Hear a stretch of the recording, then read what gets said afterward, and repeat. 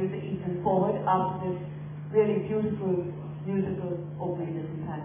Over to you, Anjum. Thanks. Anjum was very concerned that the mic may not be working. Is this mic, can you hear me? Maybe I should come closer. You want a hand mic? Is this better? Can you hear me now? Yeah.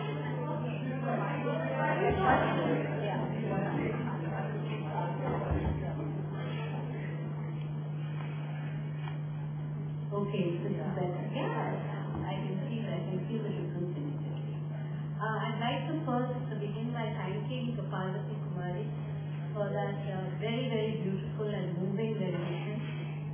And I think it was a wonderful idea to begin with Sufi music, because I think in that tradition there is so much that we are all trying to address today in the various writings, and we've been talking a little bit amongst ourselves about what we would like to express in the discussion today and in the readings. And I think one of the things that came through was, let's move away a little bit from this absolutely sort of synonymous equation that's now being flaunted between Islam and terrorism and violence, and let's also realize that there are other aspects to life in Pakistan, in India, and to the religion as well. So I'd also like to say that it's absolutely wonderful that we have an Indian publisher like Westland Tranquebar that's actually seriously bringing out contemporary Pakistani writing in English.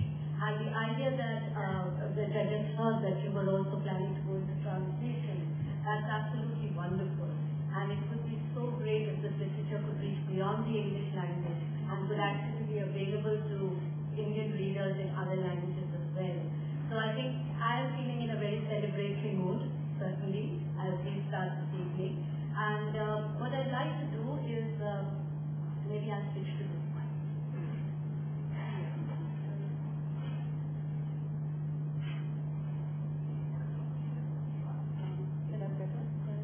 Meanwhile, let me just start by introducing this good-looking gentleman sitting on my right. Yes, Shehryar Fazli. Shehryar is the South Asia Regional Editor and Senior Analyst for the International Crisis Group, a Brussels-based research and advocacy organization focused on resolving deadly conflicts. That sounds really deadly. He is a graduate of McGill University and the Creative Writing Program at the University of Massachusetts, Amherst. He lives in Islamabad, Pakistan. Invitation is his first novel, and as he also says, he wishes to continue writing full-time, as he put it. Yeah? So this is Shehryar, and we're going to start with Shehryar reading from one of his works. Invitation.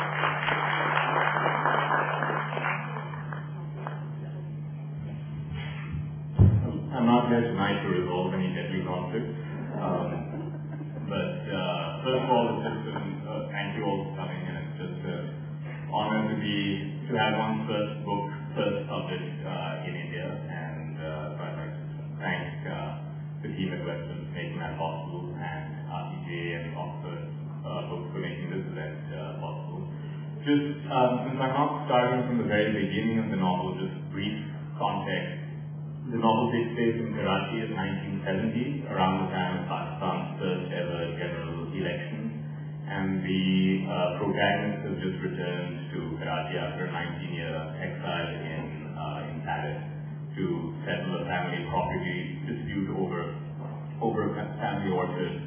Now, I had actually planned on reading from another section, but given that we're talking about Sufi music and that great tradition, I've actually changed my mind and will be reading from a more relevant passage, so just bear with me for 1 minute while I find that.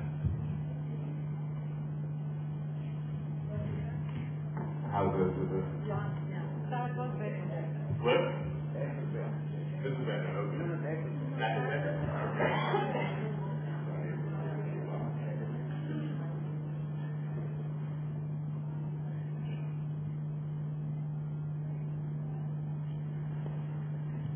narrator's name is Shahbaz, and one of the people who sort of gives guide to the city that he's just returned to after 90 years is a Bengali taxi driver named Kalam.